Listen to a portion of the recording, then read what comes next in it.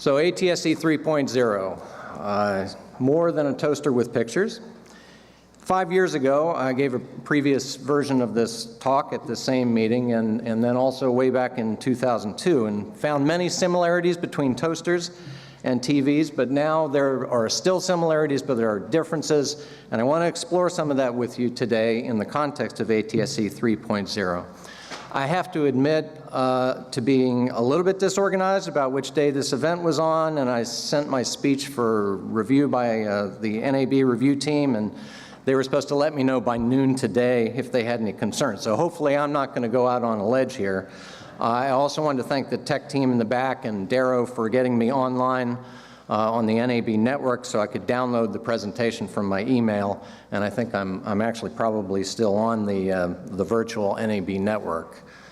I'm still on the virtual NAB network. So why a toaster with pictures? Where did that come from?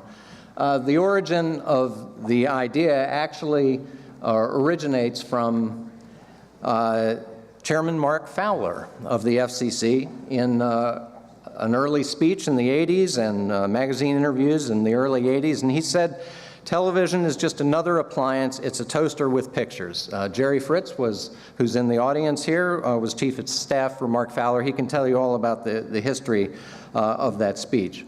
So I wanted to start with that because after almost 34 years, I'm here to tell you we still don't have a toaster with TV on the market.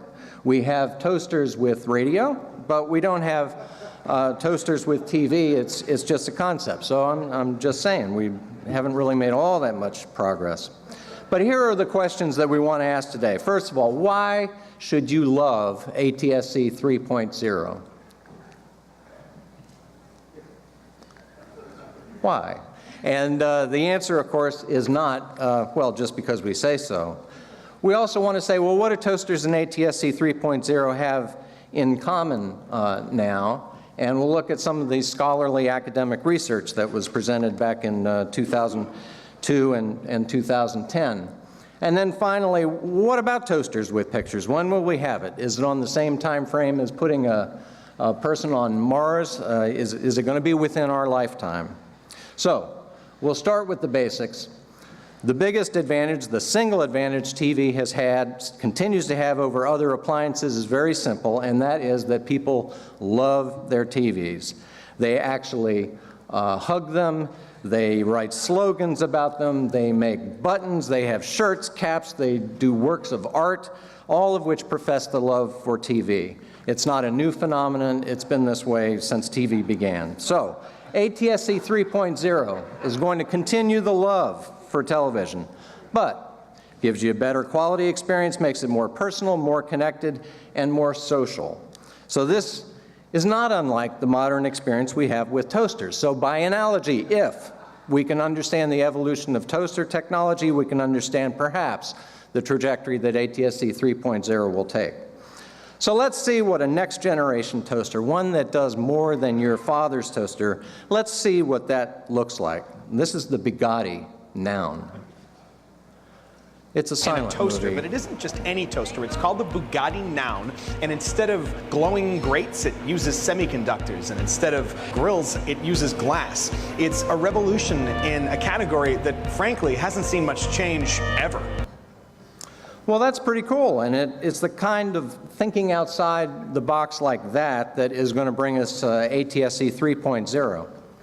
So lesson from the past, the true genius of the toaster is that everybody knows what it can do.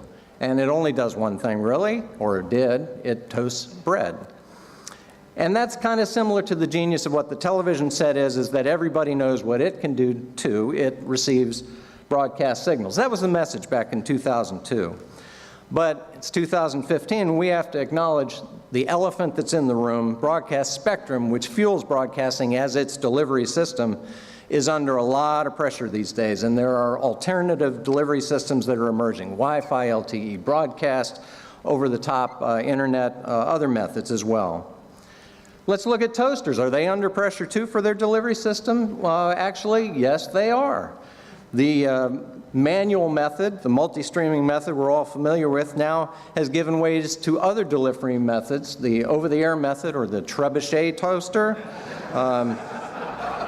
the first-in, first-out toaster that is an example of the kind of innovation that toasters are just full of these days.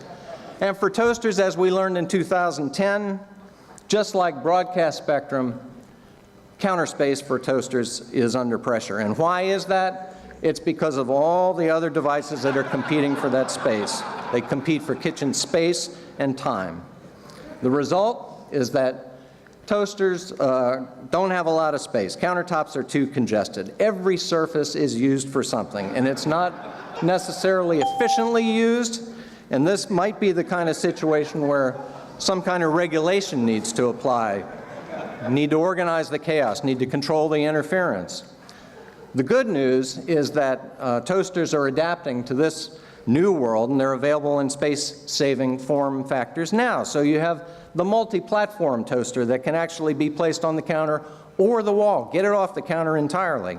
You have toasters that can combine in a modular way or bond with each other. You have narrowband toasters that are opportunistic. They're less than 6 inches in width, don't take up a lot of counter space. Or the opportunistic blade toaster. It only takes up counter space when you need it and when you use it. Then we have offset toasters that work with the vertical space differently, and the radial toaster that does the same thing, warps the space where the toast emerges. So with all this, what can you do for your toaster? You really have 3 choices, and that is you can auction off your toaster, sell it on eBay, get out, don't eat toast anymore. Or secondly, you can do a deal with your neighbor to share his toaster, split the proceeds that you got from selling it. Or 3, you can take your toaster and move it to a lower shelf. But the lower shelf has convenience problems, heat loads, and some other technical issues, so it may not be a good fit. Well, I'm going to leave toasters for the moment because I'm supposed to talk about ATSC 3.0, and these are the high-level attributes of ATSC 3.0 and why people will love them. So here they are: better compression, more efficient channel use, channel flexibility, new program services, parity with other delivery media, personalization, interactivity, future extensibility, global participation, and based on internet protocol. These kind of requirements are the result of the work of the specialist group on requirements, which is chaired by Skip Peasy of NAB, and primarily their work was to set these requirements. But we have to look at what all that means, because those are just kind of cute phrases, and perhaps toasters can come back in to help us understand what ATSC 3 is in a few of these categories. So let's go to compression and talk about that. It means fewer bits needed to represent either a given quality of program plus the possibility of higher quality, Ultra HD, HDR, and so forth. All this comes from better compression. And it's like packing clothes in a suitcase. If you pack it better, you can fit more clothes into it, and they wrinkle less when you take them out. So this is the domain of the S34 specialist group. It's chaired by Madeline Nolan, consultant to LG and Zenith, and they're working on both audio and video compression to make all these new kinds of possibilities happen.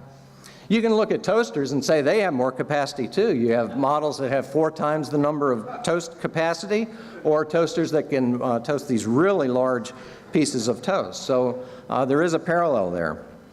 More efficient use of channel. This basically means the ability to get more bits in the 6 megahertz channel that you have, and that might be seen in analogy either as filling the glass entirely with water, making it using the glass most efficiently, or it might be seen as packing boxes more efficiently into a given size truck. You can choose your analogy there.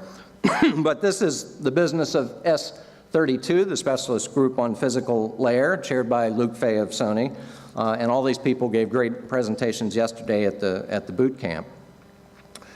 Similarly, you have toasters that can take away that inefficient time when you're taking toast out and putting toast in. With multi-streaming, you can keep those coils, keep them heated all the time and keep things moving through the toaster.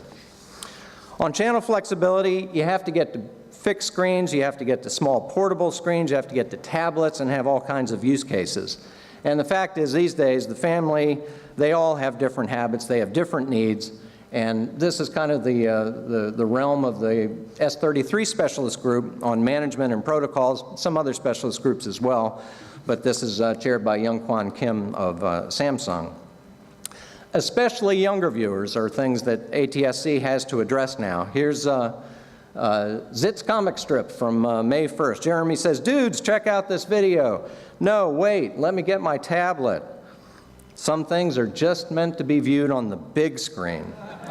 Now, if you're laughing, you are not a millennial, because you're over the age when that is not funny. Likewise, we have a mobile toasting lifestyle now, really. It's you have a USB-powered toasters that are out there. It takes a long time to toast it. We talked about that 5 years ago. But now there are also mobile apps where you can control your toaster while you're on the go, and that's a decided benefit. In terms of new program services, ATSC 3.0 gives us all kinds of new choices, whether it's UHD or whether it's a mobile device video, or perhaps there's even another generation of 3D in our future. Who knows? Maybe the third time is the charm. But in the same way, we have multifunction toasters that can do all kinds of things other than toast things. They can cook hot dogs, or hamburgers, or eggs, or even a toaster that can brew coffee at the same time. So toasters, they have to meet the lifestyle of the people that are using them. And of course, one of the big things for broadcasters is that the system has to be rugged. It has to be essentially transparent to the consumer as to what media they're getting this program from. Rugged enough that ruggedness doesn't matter anymore. It's truly comparable with other wired media and also with wireless media. Interactivity is something we have never had. We talked about it all the time with the return channel, but with ATSC 3.0, there are interactivity kinds of possibilities, and that's a transformative kind of result that can be provided once you have a two-way connection. Certainly, it's been proven with toasters that they are more engaging when they are interactive. We saw this in 2002 and talked about the show Red Dwarf with one of its stars, Talkie Toaster. And Talkie Toaster had a fondness for saying one thing pretty much, and one thing only: I toast, therefore I am. And it was a memorable line. And of course, we can't forget the weather toaster that, when it was coupled with the internet, would then burn the weather forecast for that day into the toast. And these are useful interactions for people in their lives. Personalization is also a huge advantage, because we will finally be able to target ads, to target programs, to target applications, and have interactions that center very heavily on the consumer as a person, not as part of the audience. It's already been proven in the toaster world, whether it is monograms or corporate logos on toast, or affinity for certain family members, Rover and so forth in the family. The bond with the toaster becomes stronger once you have some personalization for it. There's a lot that has been said about extensibility, and the ability to upgrade to new system versions is absolutely fundamental in a modern world that keeps on changing, not something we've dealt with ATSC 1.0, which the first version of which, 1995. So as you heard yesterday, or you'll hear today, or in case you've been living in a cave, the Bootstrap candidate standard passed TG3 ballot last week, and this is the universal entry point to broadcast signals that future-proofs ATSC 3.0 transmissions, so that when you go to the inevitable versioning process, that it is an ordered process, and the idea of becoming obsolete becomes an obsolete idea by itself. So an important milestone reached last week by TG3. And I think you have to mention in ATSC 3.0 the idea that international and global participation in ATSC 3.0 it's just truly staggering that this is such a world process, and it bodes well for having a standard that lasts and that has dissemination throughout the globe. So that's a very good thing. But now we come to possibly the most important aspect of ATSC 3, and that's that it's based on IP. And Internet Protocol is the key to connectivity in the connected world. Many people will tell you that, and even more actually believe it. And I want to emphasize it and expand on it and the concept of IoT and the relationship with toasters, perhaps as food for thought. So I'm going to start with Sam Matheny. He gave the keynote address at the Broadcast Engineering Conference show last month. And this is an exact quote that I just copied and pasted from his, the official release. And he said he used to be, when broadcast engineer was asked about IoT, he'd answer something about inductive output tubes impacting RF amplification, but today that same engineer may start talking about the Internet of Toasters. So that's right, it's here, the Internet of Toasters. They are here now, toasters connected to the Internet. Consider My Toaster. My Toaster has been on the Internet since 2008 on Twitter. Has almost 2,500 followers, made almost over 800 tweets, and all of those consist of saying toasting, followed by done toasting. Now take this just a step further and talk about what happens when lots of toasters get on the Internet. Toasters that have their own intelligence, they have their own hopes, their own dreams. Let's meet Brad. And this is Brad. Brad is part of a new breed of products. These toasters are connected to the web, but also to each other, creating a peer product network. Like all of the other toasters, Brad is programmed to love being used. He is also sensitive to the use of other toasters, so sometimes he feels a bit of pressure. Like the other toasters, Brad cannot be owned. He can only be hosted by people who convince him that they will be a good host. So ATSC 3.0, these represent sets that are highly capable machines all by themselves. So what would happen if they start talking to each other? Could you have a cognitive TV network intelligence that develops? I don't know. Let's see if we can learn a little bit more about Brad and Charles. He starts to learn about his hosts and context. He soon realizes that he loves a bit of toast every morning. He always tweets about it. So yes, I received Brad a few days ago, and so far he seems calm and he seems happy enough. I can check what his mood is and how he's feeling. A friend of mine got 2 toasters actually because he eats so much. So, can ATSC 3.0 sets mimic that kind of a loyal following?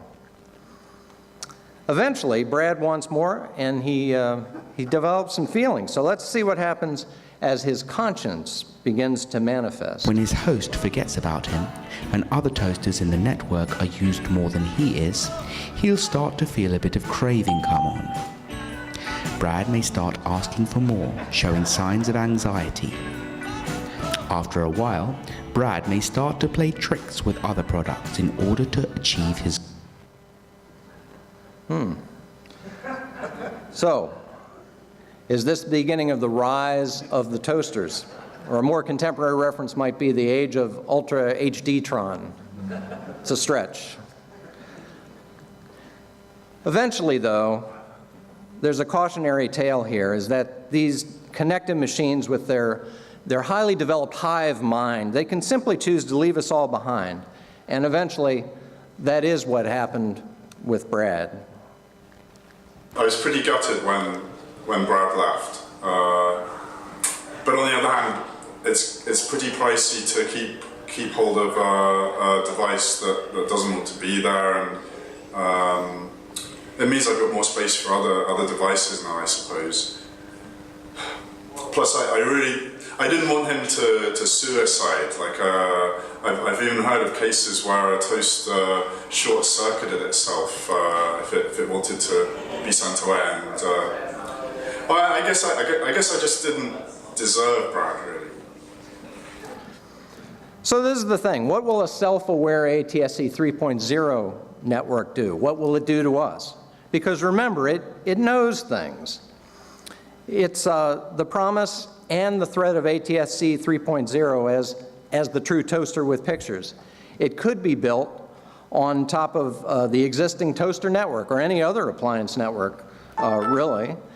It knows what kinds of programs you want to watch. And it also knows when you're likely to be available to watch those programs. It also knows your personal situation through social networking. It can get into your Facebook and into your Twitter feeds. So it could decide what you're going to watch and when. And it could aggregate all those people with like tastes into a mass audience. And it could create a bounded time period, and we might call that something like prime time. And what might happen is we might end up with only a few of these mammoth super program picking services. So let's call them, I don't know, ABC, CBS, and NBC. And they would only give us then at particular times these least common denominator shows that were intended for wide audience appeal.